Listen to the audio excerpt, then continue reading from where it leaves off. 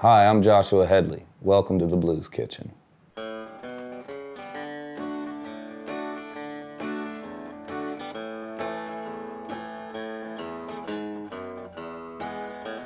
Joshua Hedley is a country musician signed to Jack White's Third Man Recordings. His debut solo album, Mr Juke Box, hit the shelves in April of this year. We met Josh for an hour in the middle of his first UK tour to discuss life on the road, and he performs the title track from his new record. And while you're watching, subscribe to the channel for weekly episodes of The Blues Kitchen Presents. Joshua. Hey. Welcome to The Blues Kitchen. Yeah, good to be here. It's a pleasure to have you. Thanks, man. So is this your first time in town? First time in London? It's my first time doing headline shows. I've been over here a couple times as a sideman, and you toured with Justin Townsend. Yeah. Did you come over with him? I didn't. I came over with Johnny Fritz. Okay. Last time I was over here, I opened for him and then played fiddle with him. So. Because fiddle's your first instrument, really, isn't it? Yeah, yeah. Originally. So let's go back to the beginning, shall we? I'm really interested to know whether, because a lot of people in this country, right, obviously when we pick up our first instrument, sometimes it's forced, sometimes it's out of choice. Yeah. And unfortunately, because we're not hot on our bluegrass or country, fiddle kind of tends to be one that's left aside. It's one of the forced instruments. Right. So I'm curious to know whether it's something you picked up just because you're into that sound, or Yeah, was parents put it on you or something? No. I asked my parents for a fiddle when I was 3. 3? Yeah, and Wow. It's kind of weird because my parents did not listen to country music, and I didn't ask for a violin. I asked for a fiddle. So you knew what you were asking for? Yeah, and nobody really knows why I knew what a fiddle was. Some kind of mad intuition or something. Yeah. So, and I got one when I was 8. So it wasn't like something on the radio or something that turned you onto it, or listening to some old like Nashville radio station, or No. bizarre. Just tapped, ready to go. Yeah. So what was your first experience of playing fiddle, and what were the kind of things you picked up? Because I understand you were playing with other people that were accomplished by the time you were like, what, 8 or 9 or something? Is that right? 10. I started kind of, I'd learned a few fiddle tunes and stuff, and kind of used to sit in with these bands and bars and stuff. And I was 10 years old, so I've been playing the bar scene for a long time. And when I was about 12, I was a professional musician, playing gigs with. Being paid properly? Yeah. For yourself? Yeah, being paid. Wow, that's particularly unusual. In bands with guys in their, they were all in their 40s and 50s. And, middle-aged. Yeah, and I'm 12. That was me. You get to the end of your teens, and for all the obvious reasons, we've just been talking about being a fiddle player. Nashville must have been calling. I imagine it was the sound of the city, was it? And the history, it's like nowhere else to be. I started visiting Nashville when I was a kid in the summer times. My parents and I would go up to Nashville and just go down on Broadway, and I'd sit in with the bands and stuff. And I knew at about 12 years old that's where I wanted to be. Amazing. So as soon as I graduated high school, I bummed around for a year and took off. Was it a tough nut to crack when you got there to get into those bars on Broadway? Who's this little kid? Or was it like, no, let's get him in? Was it a welcoming thing, or did you have to really earn it? I had sort of put a seed in when just by visiting, there was a guy named Jesse Taylor who used to play at Tootsie's, and he was one of the guys that I would sit in with visiting, and he kind of, I guess I was probably about 16 or 17, and he was like, hey, if you ever move to Nashville, holler at me, I'll give you a job. And I don't think he ever really...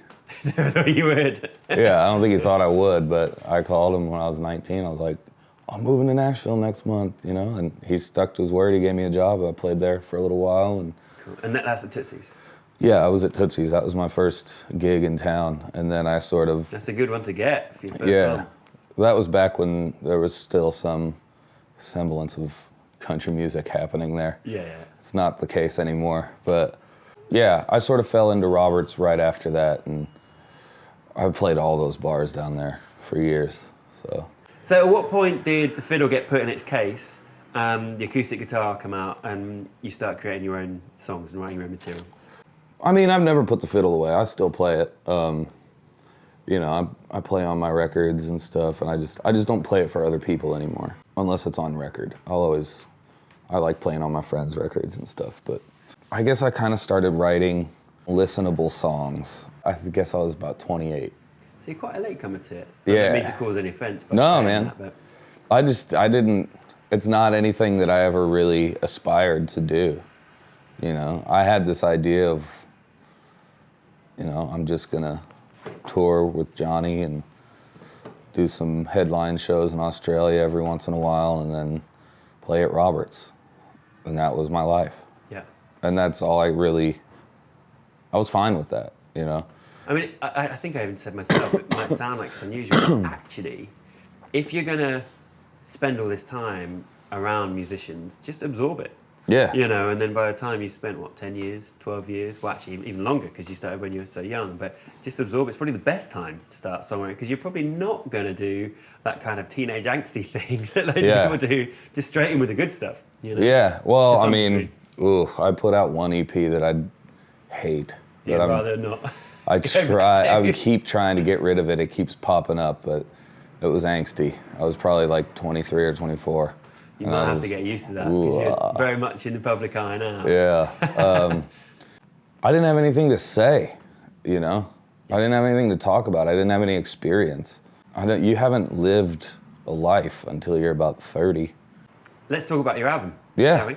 So Mr Juke Box, coming out next Friday, 20th of April, on Third Man.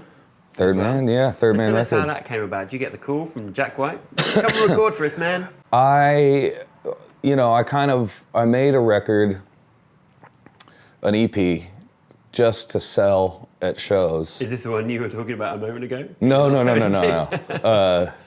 This is one I made. I had been getting pressured by friends who are artists and stuff, like Nikki Lane and Johnny Fritz and just Margot and just people just like, you know, you need to make your own record. And I was like, oh, I don't want to do that. And I did a tour of Australia. I just had a t-shirt and a koozie for sale at the merch table, and people would come up every night and be like, you don't have a record?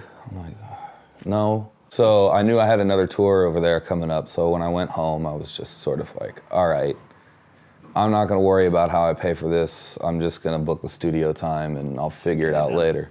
So I cut 4 songs, had my kind of manager promoter over in Australia press them up and on CD and sold them over there. And I can't remember what I had to do, but I had to do some kind of legal thing with it. I gave it to my friend who's a lawyer, and he was like, man, this is really good. Can I send this to some people? And I said, yeah, whatever, sure. And he sent it to Third Man.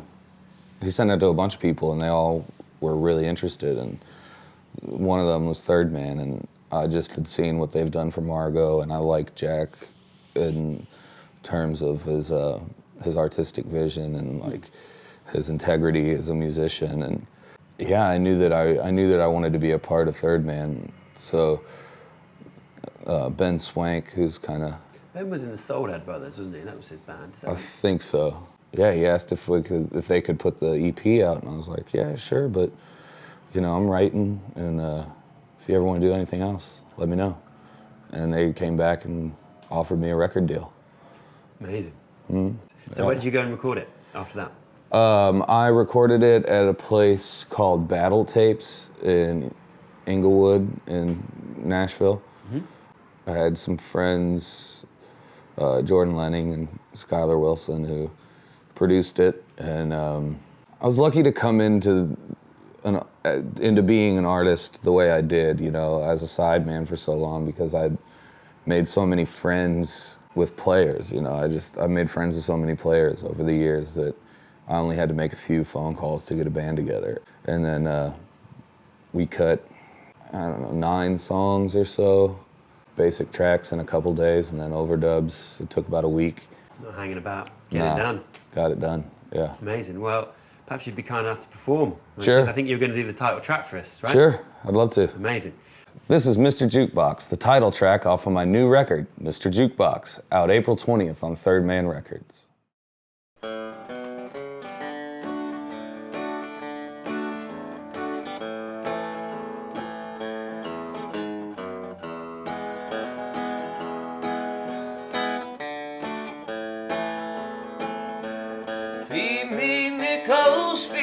dimes.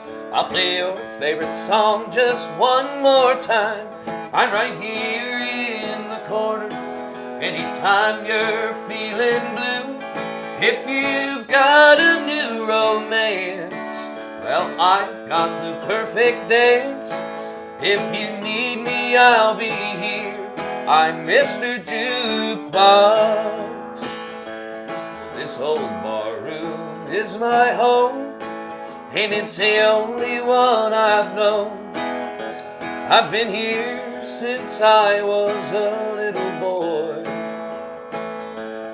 singing songs that people know. I watch them dancing to and fro, while the music plays, new lovers find their joy. So feed me nickels, feed me dimes. I'll play your favorite song just one more time. I'm right here in the corner anytime you're feeling blue. If you've got a new romance, well, I've got the perfect dance. If you need me, I'll be here. I'm Mr. Jukebox.